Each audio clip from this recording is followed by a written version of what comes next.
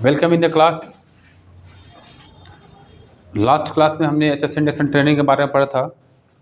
एक क्लास चला था एच एस इंडक्शन ट्रेनिंग का और आज उसको रिज्यूम करने की कोशिश करेंगे हम लोग। आज सेकंड पार्ट है। यूँ कह तो सेकंड क्लास से एच एस इंडक्शन ट्रेनिंग लगभग एच एस इंडक्शन ट्रेनिंग 3 या 4 क्लास में 3-4 दिन के अंदर वो ख़त्म होता है। टॉपिक थोड़ा सा लंबा है, चैप्टर भी लंबा है, तो कोशिश करिएगा, समझने की कोशिश करिएगा, टास्क जो होगा उसको सॉल्व करने की कोशिश करिएगा। अगर कोई भी क्वेश्चन माइंड में आता है तो you can ask without hesitations. अगर आपके पास कोई भी क्वेश्चन हो तो आप बिना हेजिटेशन का पूछ सकते हैं। बढ़ते हैं आगे। हमने प्रीवियस क्लास में देखा था purpose and objective of the safety induction training, work hours और our goals. Our goals depend on the 5 topics और 5 टॉपिक्स वो होता है जिसके अंदर cooperations, commitment, work force supervision and management था। कहता है कि वर्किंग काम करने के कुछ रूल होते हैं। हर एक कंपनी के पास अपनी अपनी पॉलिसी होती है और उन पॉलिसी के अंदर में कुछ रूल लगाए गए हैं। तो workshop rule and regulations, her company के अंदर कुछ ना कुछ रूल होता है। जैसे कि आप कहीं किसी इंस्टीट्यूट के अंदर पढ़ने गए, किसी दुकानदार के पास कुछ सामान लेने गए, किसी हॉस्पिटल के अंदर गए, किसी बड़े मॉल के अंदर है, तो हर मॉल, हर हॉस्पिटल, हर उस जगह का एक अपना अपना रूल होता है कि यहाँ पे आपको सिगरेट नहीं पीना है, यहाँ पे किसी तरह कोई स्मोकिंग नहीं करना है, यहाँ पे झगड़े नहीं करना है। तो हर एक इंडस्ट्री के अंदर, हर एक वर्क साइट पे कुछ ना कुछ रूल होते हैं। उन रूल में शामिल, जैसे कि यहाँ पे एच एस इंडक्शन ट्रेनिंग के अंदर आप चाहें तो अलग अलग रूल को लागू कर सकते हैं अगर आपके कंपनी के अंदर है, लेकिन उनमें से कुछ यहाँ पे रूल रेगुलेशन को फॉलो करने के लिए बोला गया है। सबसे पहले बोला गया है कि food consumptions at work site पे अगर खाना वाना खा रहे हैं तो उस खाने के क्रम में ये कहा गया है कि अगर हमारे कंपनी के अंदर जो कैंटीन का प्रावधान है, प्रोविज़न है, उस कैंटीन के आसपास जहाँ पे बोला गया है बैठ के खाने के लिए, जिस एरिया में आपको लंच करने के लिए, ब्रेकफास्ट करने के लिए, और उससे निकले हुए जो अवशेष होते हैं, जो वेस्ट कचरा होता है, उसको आप उस जगह पर रखें जहाँ पे स्पेशल कचरे के लिए एरिया बनाया गया है। और आप खाना वगैरह खा रहे हैं तो उस जगह पे खाएं जहाँ पे स्पेशल उस जगह को बनाया गया है। तो food consumptions at the site, alcohol, drugs, किसी तरह का कोई नशीली पदार्थ जैसे कि अल्कोहल, ड्रग्स, ये नहीं लेना है। अनऑथराइज्ड फोटोग्राफी, हर एक कंपनी के अंदर एक अपना अपना रूल होता है। अगर कोई भी कंपनी है तो उस कंपनी का एक रूल ये है, जैसे कि बहुत सारे साइट पे हम लोग गए हैं, काम वर्क किए हैं, तो आज अब तो बहुत सारे ऐसे टॉपिक है जिसके अंदर कंपनी वर्क साइट है जिसके अंदर ये शामिल किया गया है कि आपको फ़ोन यूज़ नहीं करना है, एंड्रॉयड फ़ोन यूज़ नहीं करना है। बहुत सारे ऐसे जगह पर इंडस्ट्री के अंदर है कि आप फ़ोटो वगैरह नहीं ले सकते हैं, या कहीं भी आप जाते हैं जहाँ पर टूरिस्ट प्लेस वगैरह है तो कुछ जगह पर मनाही होती है कि आप फ़ोटो नहीं ले सकते हैं, कुछ जगह है कि आप ले सकते हैं। वैसे ही हर एक कंपनी के अंदर ये शामिल है कि आप अनऑथराइज्ड अगर पर्सन है तो आपको फ़ोटो नहीं लेने का परमिशन नहीं है। अगर वहाँ कोई ऑथराइज्ड पर्सन है स्पेशल फोटोग्राफी करने के लिए तो वो ले सकता है। Fighting and Horsley, fighting and Horsley का मतलब होता है भाग दौड़ करना, धक्का मुक्की करना। तो बोलता है कि आपको साइड पे भाग दौड़ नहीं करना है, मारा पीटी नहीं करना है।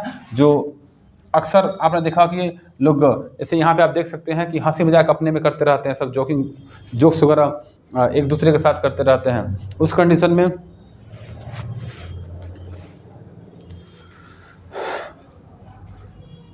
ठीक है, जाइए, क्या दिक्कत है।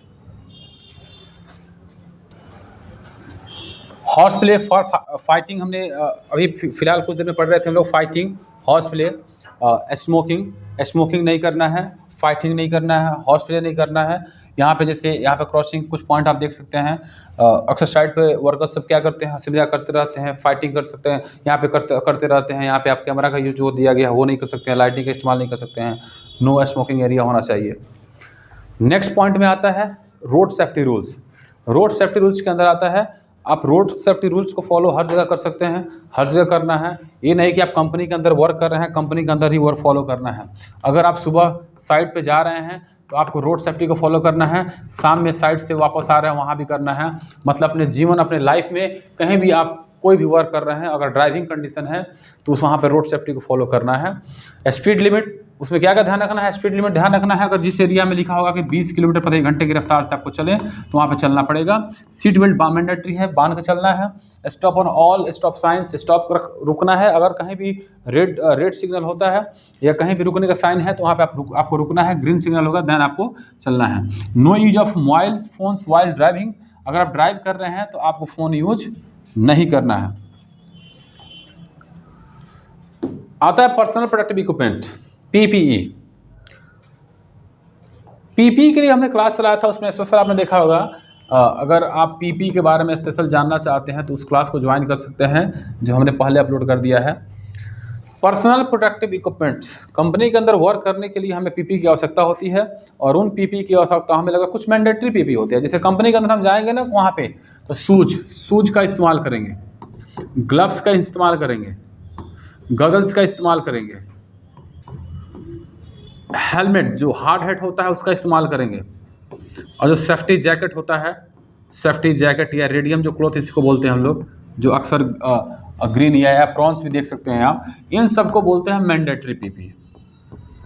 मैंडेटरी पीपी तो कंपनी के अंदर हर एक वर्कर को, हर एक स्टाफ को, अगर आप अंडर कंपनी है, कंपनी वर्किंग आवर्स के अंदर है, तो आपको ये पीपी पहनना अनिवार्य होता है, वियर करना अनिवार्य होता है। तो सेफ्टी हेलमेट पहन सकते हैं, आई प्रोटेक्शन के लिए आई गॉगल्स यूज कर सकते हैं, ओवरऑल यूज कर सकते हैं, सेफ्टी फुटवेयर शूज यूज कर सकते हैं, और हेयरिंग प्रोटेक्शन। हेवी नॉइज है तो उसके लिए हमें ईयर मफ और ईयर प्लग का इस्तेमाल करना है। ईयर मफ और ईयर प्लग का इस्तेमाल अक्सर हम हेवी नॉइज में करते हैं। और हेवी नॉइज किसको बोल सकते हैं? नॉइज को मेजरमेंट करने के लिए हमें डेसिबल की आवश्यकता पड़ती है। डेसिबल एक इकाई होती है, डेसिबल में मेजरमेंट करते हैं तो लगभग 75 जो डेसिबल अगर आवाज़ है, साउंड है, तो ये सेफ माना गया है। 75 से अगर 85 के आसपास जाते हैं तो इसके बीच का सेफ माना गया है। 85 से अगर ऊपर जाते हैं 90-95 तो ये high level decibel sound noise माना गया है। और इस डेसिबल को मेजरमेंट करते हैं तो वहाँ पे हमें ईयर मफ लेने की आवश्यकता पड़ जाती है। तो ये पीपी इम्पोर्टेंट है, और उन इम्पोर्टेंट्स में शामिल है कि आप पीपी यूज करें। नेक्स्ट पॉइंट है कि अगर आपकी कंपनी के अंदर, इंडस्ट्री के अंदर किस तरह कोई हादसा होता है, किस तरह कोई इमरजेंसी होता है, तो हर एक कंपनी के पास उसका इमरजेंसी, जैसे मान लीजिए मेडिकल इमरजेंसी हो गया, फायर इमरजेंसी हो गया, रेस्क्यू इमरजेंसी हो गया, इन तीनों इमरजेंसी का अपना एक कॉल करने के लिए एक नंबर होता है, जो टोल फ्री नंबर होता है, उस पर आप कॉल कर सकते हैं। जैसे कहीं 101 हो सकता है, कहीं 112 हो सकता है, इस तरह का नंबर यूज किए जाते हैं। तो हर एक कंपनी के अंदर, तो एचएससी इंडक्शन ट्रेनिंग के अंदर अगर न्यू रिक्वायरमेंट है किसी स्टाफ का, तो वहाँ पे हमको उसको बताना है कि कंपनी के अंदर आप किसी तरह का कोई इमरजेंसी हो तो अगर आपको कॉल करना होगा इन केस ऑफ इमरजेंसी, तो उस इमरजेंसी में आपको एग्जाम्पल के तौर पर नंबर दिया गया है, लेकिन जिस क्षेत्र का, जिस जगह का, जिस कंपनी का अगर नंबर जो होगा वही यूज करना है। कॉल करना है तो उस वक्त आपको ध्यान रखना है कि talk slowly and clearly, never hang up first. अक्सर क्या करते हैं, अगर आग लग गया तो आग लगने कंडीशन में, या कोई मेडिकल इमरजेंसी हो गया, या किसी तरह कोई कोलैप्स बिल्डिंग हो, कोई भी इमरजेंसी हो गया, अगर हम रेस्क्यूअर के पास या किसी फायरमैन के पास फ़ोन करते हैं तो फर्स्टली हम लोग हड़बड़ी में बोलते हैं, मतलब जल्दीबाजी में बोलते हैं, क्लियर आवाज़ नहीं निकाल पाते हैं। क्लियर आवाज़ नहीं निकालने की वजह से सामने वाला समझ नहीं पाता है कि वो बोला क्या है, इसलिए बोल रहा है कि टॉक स्लोली बात करना है, क्लियरली शब्द को निकालना है, और नेवर हैंग अप फर्स्ट। पहले आपको कॉल नहीं रखना है, सामने वाले को सुन लेना है कि सामने वाला कह क्या रहा है, देन आपको कॉल को हैंग करना है। अगर इमरजेंसी हो जाए, कंपनी एचएससी इंडक्शन ट्रेनिंग के अंदर आपको कुछ इंस्ट्रक्शन देने हैं उन वर्करों को, उन स्टाफ को जो आपके कंपनी के अंदर वर्क कर रहे हैं। उसके अंदर कुछ टॉपिक शामिल किए गए हैं, जैसे अगर जब भी alarm, in case of emergency alarm अगर बजता है, अलार्म बजता है कि इमरजेंसी हो चुकी है, उस वक्त आप अपने एम्प्लॉय को पहले इंडक्शन के अंदर समझा चुके हैं कि अगर अलार्म बजता है तो सबसे पहले आपको stop work on hearing alarm, alarm सुनने के बाद काम को रोकना है, स्टॉप करना है। अगर आप किसी इक्विपमेंट को चला रहे हैं, रनिंग कंडीशन में है, तो उस इक्विपमेंट को छोड़ करके, कूद करके, उसको वैसे छोड़ करके आप नहीं भाग सकते हैं।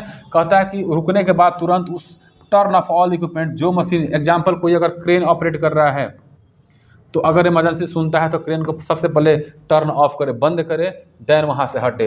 तो काम को रोकना है, और रोकने के बाद इक्विपमेंट को बंद करना है। डोंट पैनिक, घबराना नहीं है, किसी भी हादसे को देख करके, किसी भी इमरजेंसी को देख करके घबराना नहीं है। डोंट पैनिक, और walk quickly to the master point. Master point एक शब्द आया हुआ है।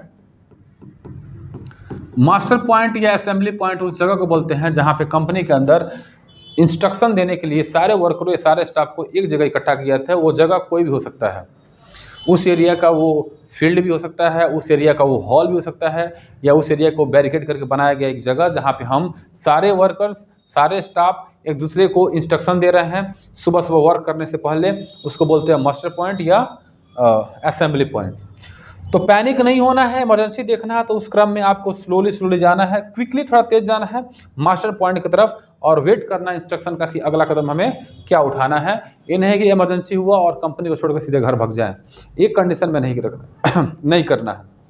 तो ये इमरजेंसी के बारे में हमने पढ़ा कि इमरजेंसी कितने प्रकार का होता है। There are 3 types of emergency, medicals, fire और रेस्क्यू इमरजेंसी। और what will you do in case of emergency, emergency अगर हो जाए तो क्या करोगे। Firstly call 112 112। एग्जाम्पल के तौर पर दिया गया नंबर ये कंफर्म ये नंबर नहीं है, जिस क्षेत्र में आप है, जिस जगह पे है, जिस देश के अंदर है, जिस स्टेट के अंदर है, वहाँ का अपना एक टोल फ्री नंबर होता है, उस पर कॉल करना है। और कॉल करने के बाद आपको वहाँ पे सबसे पहले कॉल आपको नहीं रखना है, स्लोली आपको बात करना है, क्लियरली बात करना है, और कॉल को पहले आपको नहीं रखना है। तो ये हमारा HSC इंडक्शन ट्रेनिंग का पार्ट्स है। जो HSC इंडक्शन ट्रेनिंग का जो फर्स्ट फेज है वो खत्म हुआ, और सेकंड फेज में है बैरिकेशन सिस्टम। तो बैरिकेड पढ़ने की कोशिश करेंगे, और सर तो उसके पहले आज के लिए इतना ही। Wish you all the best, thank you so much.